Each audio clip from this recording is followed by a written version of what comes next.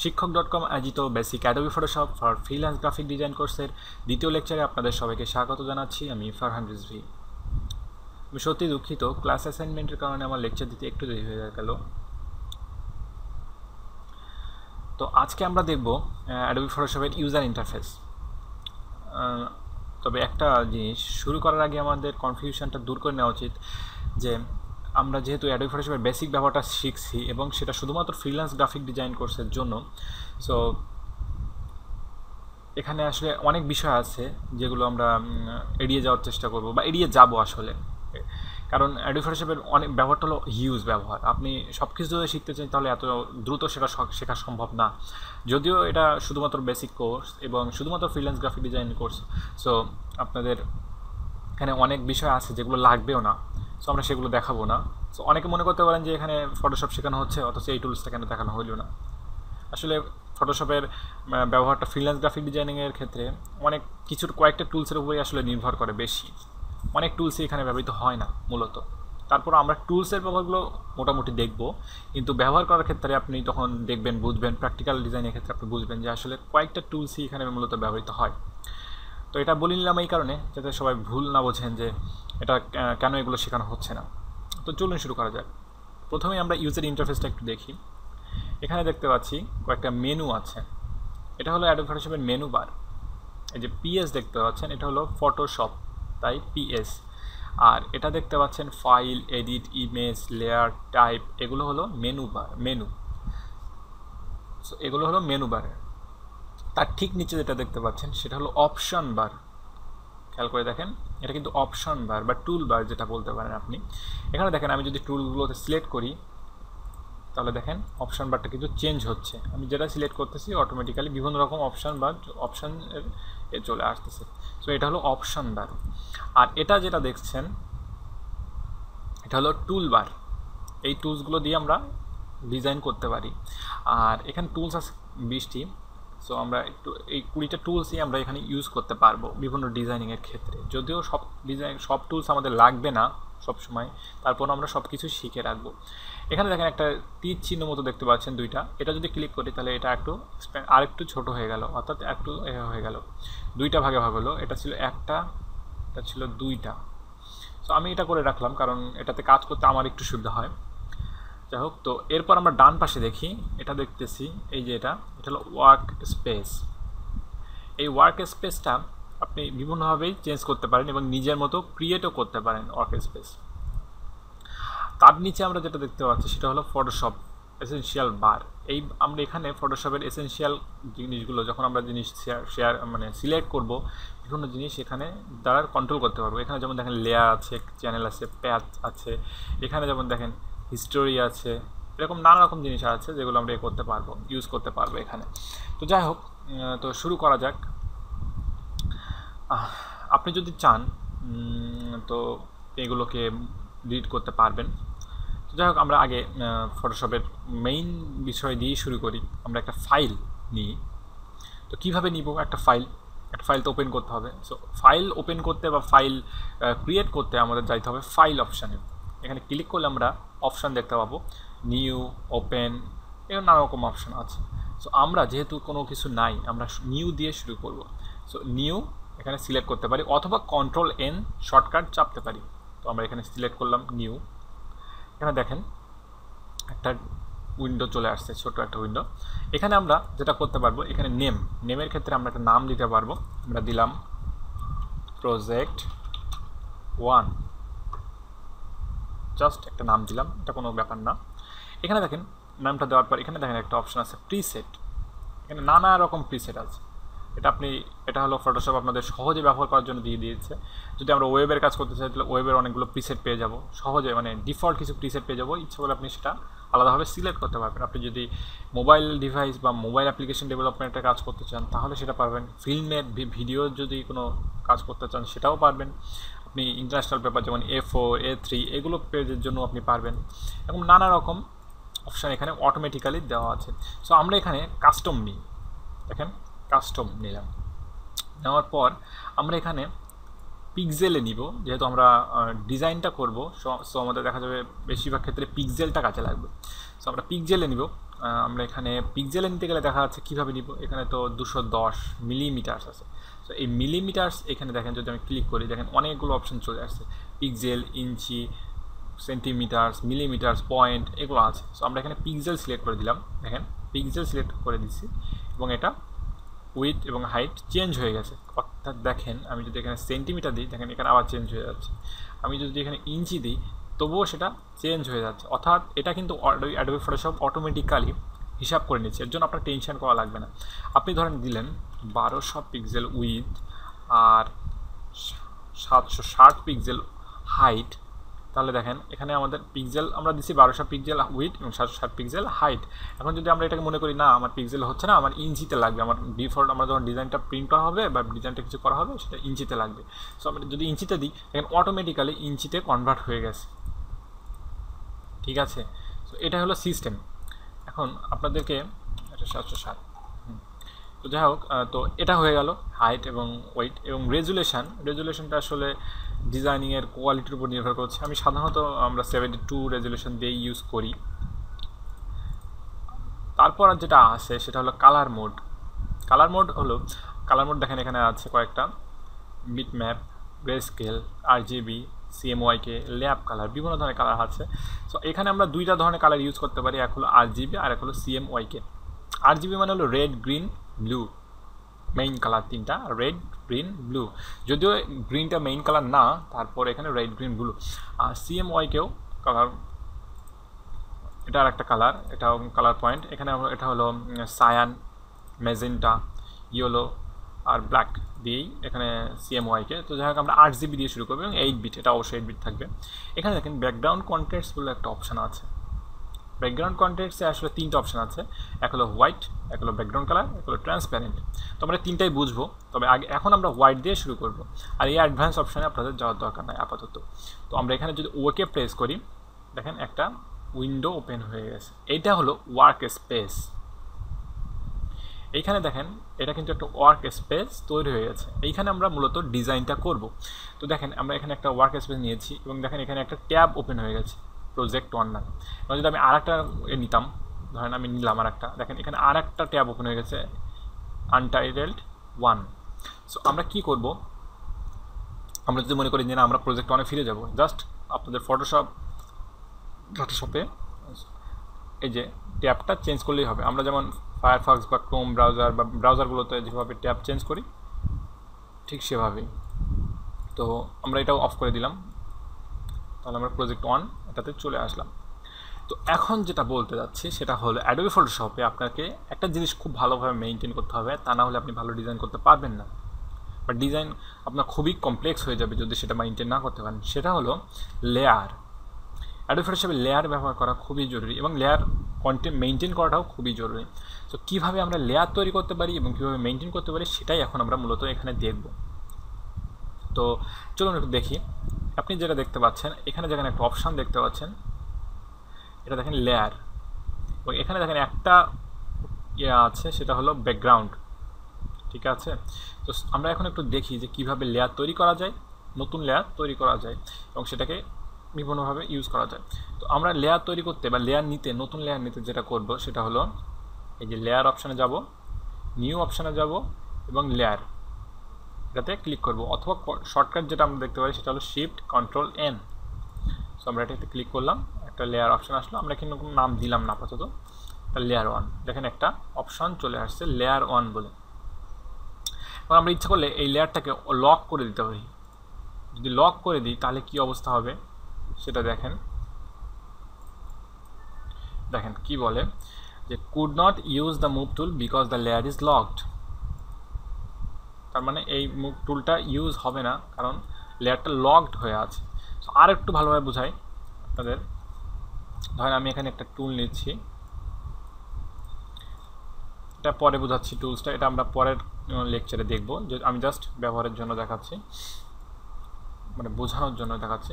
দেখেন এখানে একটা অপশন নিলাম যেটা লেয়ার 1-এ একটা রেক্ট্যাঙ্গেল টুল নিয়ে রেক্ট্যাঙ্গেল ডিজাইন করলাম। এখন এটা হলো, এখন যদি আমি এখন টুলসটা এই টুলসটা দিই, এটাকে বলা হয় মুভ টুল। তো মুভ টুল দিয়ে যদি এখানে করি দেখেন লেয়ারটা নড়ছে, তাই না, আমরা বিভিন্নভাবে নাড়াইতে পারছি। বাট এখন যদি লক করে দিই এটা আর নড়বে না, এটা একেবারে ফিক্সড। এটা কেউ নড়াইতে পারবে না। সো এটা হলো লকের লেয়ার লকের সিস্টেমটা। তো যাই হোক, আমরা এটাকে ডিলিট করব। সো কীভাবে লেয়ারটা ডিলিট করলাম এটাও একটা প্রশ্ন, তাই না? তো আমরা আবার লেয়ারটা নিই, আমরা শর্টকাটে নিই Ctrl+Shift+N, লেয়ার 1 আসছে। এখন দেখেন লেয়ার 1 যদি আপনি ডিলিট করতে চান, 3ভাবে ডিলিট করা সম্ভব। এক, এটার উপরে রাইট বাটন ক্লিক করেন, এই যে ডিলিট লেয়ার অপশন আছে এটা ক্লিক করেন, লেয়ারটা চলে যাবে। আপনি যদি এটা সিলেক্ট করে রাখেন, আরেকটা অপশন, এই যে নিচে বারটা দেখতে পাচ্ছেন এখানে ডিলিট একটা ট্রাশ ক্যান আছে, এটাতে ক্লিক করেন, এটাও লেয়ার চলে যাবে। আবার কিবোর্ডে ডিলিট প্রেস করেন, তাও চলে যাবে। এখন দেখেন আমি এটা ডিলিট করছি, আমি এখান থেকে ডিলিট লেয়ারে ক্লিক করছি। এখানে অপশান দিছে যে ডিলিট দ্য লেয়ার, লেয়ার 1, আমি এখানে দিলাম ইয়েস, লেয়ারটা ডিলিট হয়ে গেল। খুব সহজে একটা কাজ করতে পারলাম, তাই না? তো এখন দেখি লেয়ারের ব্যবহারটাও। আমরা একটা ডিজাইন করব, আর ডিজাইন না, আমরা কিছু রেক্ট্যাঙ্গেল টুল আঁকাবো জাস্ট লেয়ারটা বোঝার জন্য। তো কীভাবে করা যায়, আমরা দেখেন লেয়ারটা নিয়েছিলাম কীভাবে, Shift+Ctrl+N। এবার আমরা আরেকভাবে লেয়ারটা নিব, সেটা দেখেন এইখানে। তো ঠিক নিচে দেখেন এই যে অপশানটা দেখতে পাচ্ছেন, এটা কিন্তু ক্রিয়েট এ নিউ লেয়ার। দেখেন একটা আপনাদের একটা ইয়ে দিচ্ছে, মেসেজ দিচ্ছে ক্রিয়েট এ নিউ লেয়ার। আমি একটা নিউ লেয়ার ক্রিয়েট করলাম। এখানে দেখেন একটা অপশান চলে আসছে অটোমেটিক্যালি, সেই সেম জিনিস এখান থেকে চলে আসছে লেয়ার 1। এখন আমি কি করলাম, এখান থেকে আমি একটা ডিজাইন করব, কিছুটা নিলাম, আমি একটা রেক্ট্যাঙ্গেল টুল আঁকালাম। এবার আমরা আরেকটা লেয়ার নিলাম এবং আরেকটা রেক্ট্যাঙ্গেল টুল আঁকাবো। কালারটা চেঞ্জ করে দিব। এগুলো আপনাদের এখন বোঝার দরকার নাই, আমি জাস্ট লেয়ারটা বোঝানোর জন্যই কাজটা করছি, যাতে লেয়ার সিস্টেমটা আপনারা ভালোভাবে বুঝতে পারেন। তো আমি আরেকটা লেয়ার নিই, আরেকটা রেক্ট্যাঙ্গেল টুল আঁকাই, কালারটা চেঞ্জ করে দিই একটু।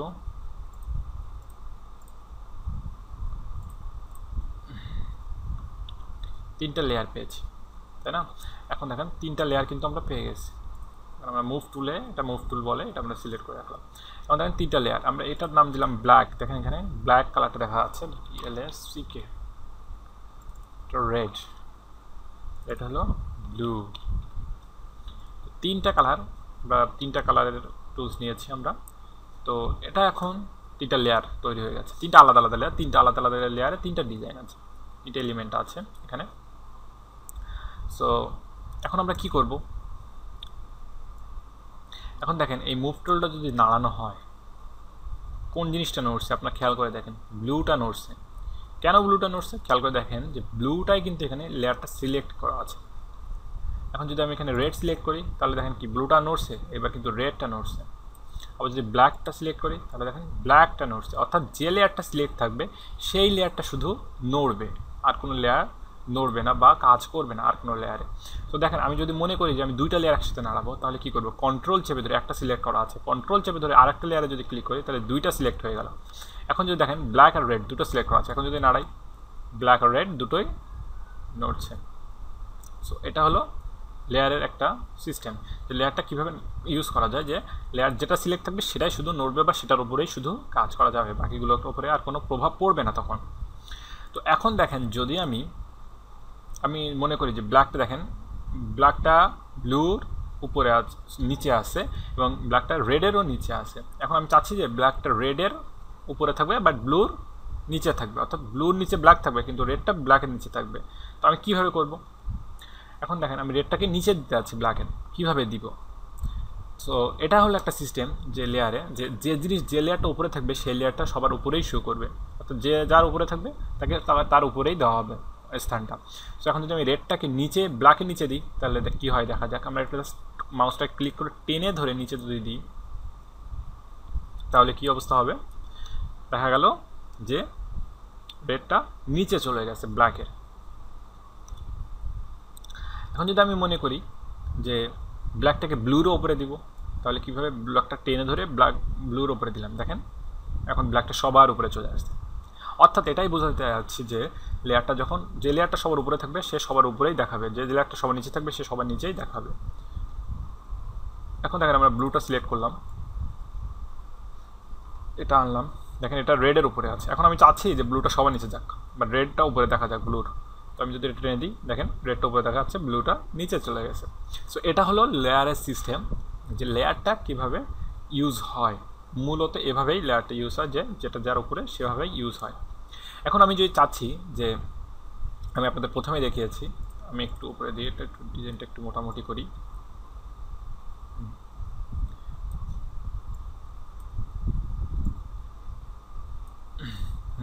তো এখন আমি চাচ্ছি যে এই তিনটা ডিজাইন আমি একই সাথে নাড়াবো, অর্থাৎ আমি একই সাথে তিনটাকে নাড়াবো, অর্থাৎ এই যে একটা সিলেক্ট করলে একটা নড়ে আর একটা নড়ে না, এরকম কাজ করবো না, আমরা সবগুলোই নাড়াবো, বাট সবগুলোই ইউজ করতে পারবো। তো কীভাবে করব? এখানে ফটোশপের একটা নতুন সিস্টেম আছে, বা আগেও ছিল, বাট সেটা সহজবোধ্য ছিল না। এখন যেটা আছে সেটা হলো গ্রুপ।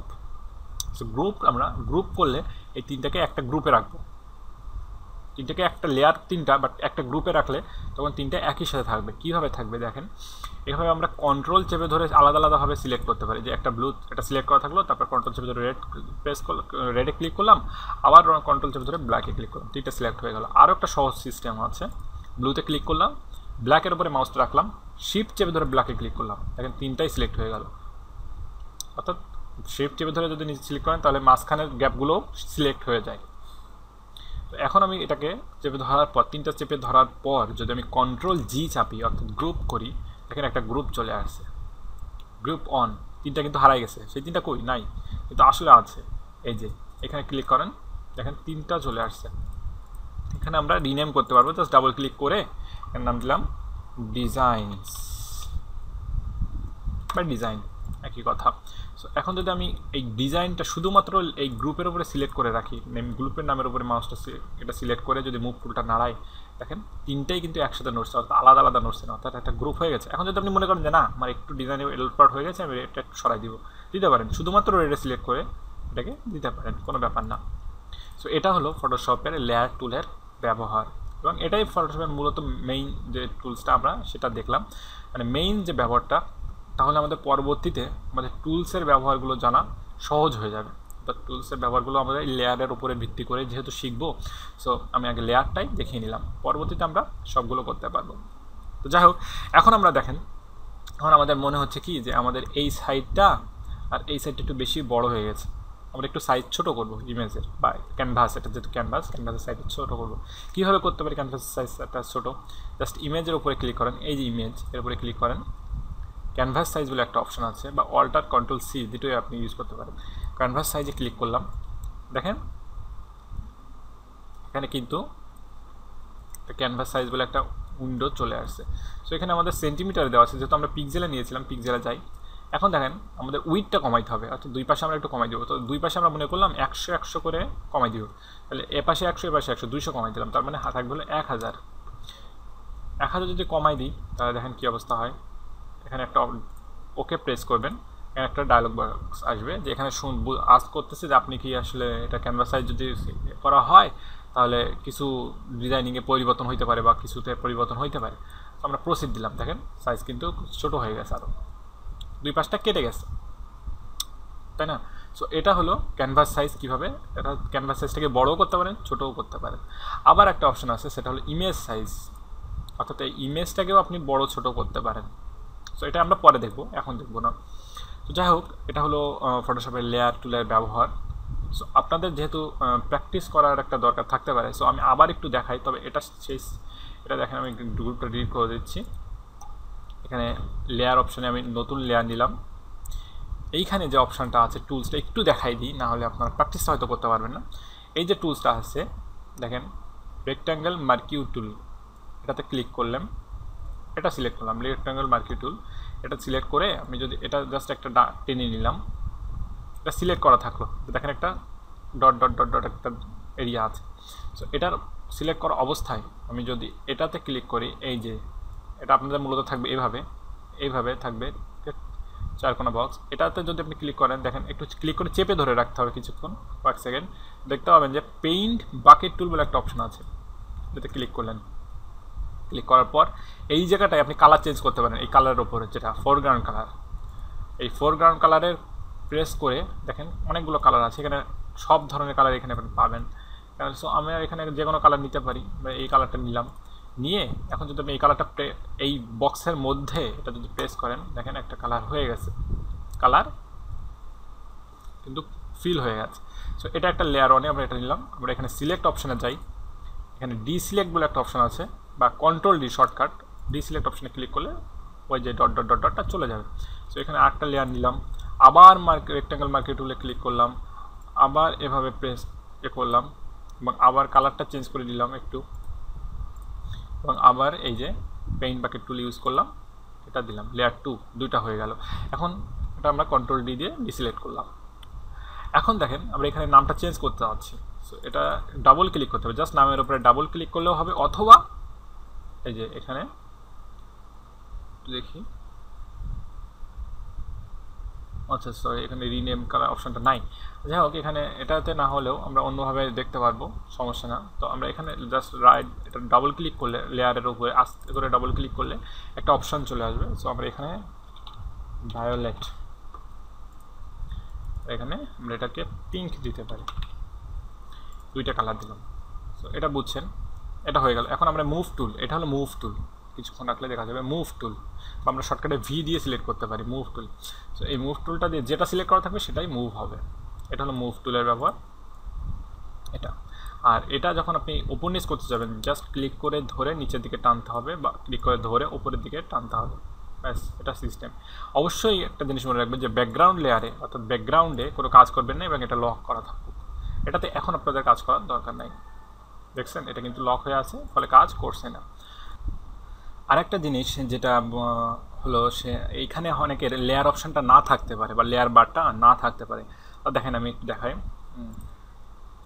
ধরেন এখানে সব কিছু মুছতেই এখানে অনেকের এই অবস্থায় থাকতে পারে। সো অনেকে ভাবতে পারেন যে আমার তো লেয়ার অপশান নাই বোধ হয় ফটোশপে, আসলে কিন্তু সেটা না, আছে।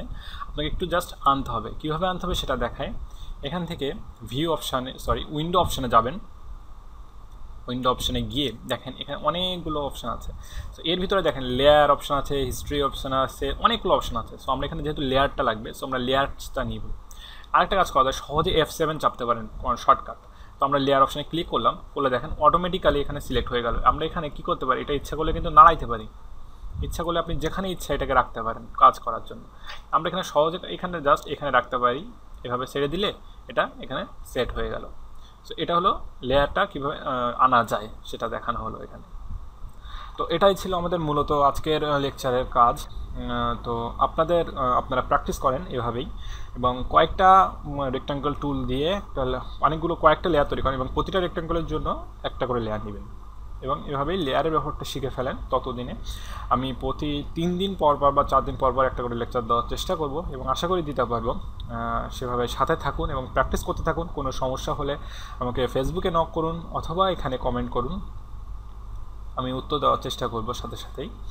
তো ভালো থাকুন, আল্লাহ হাফিজ।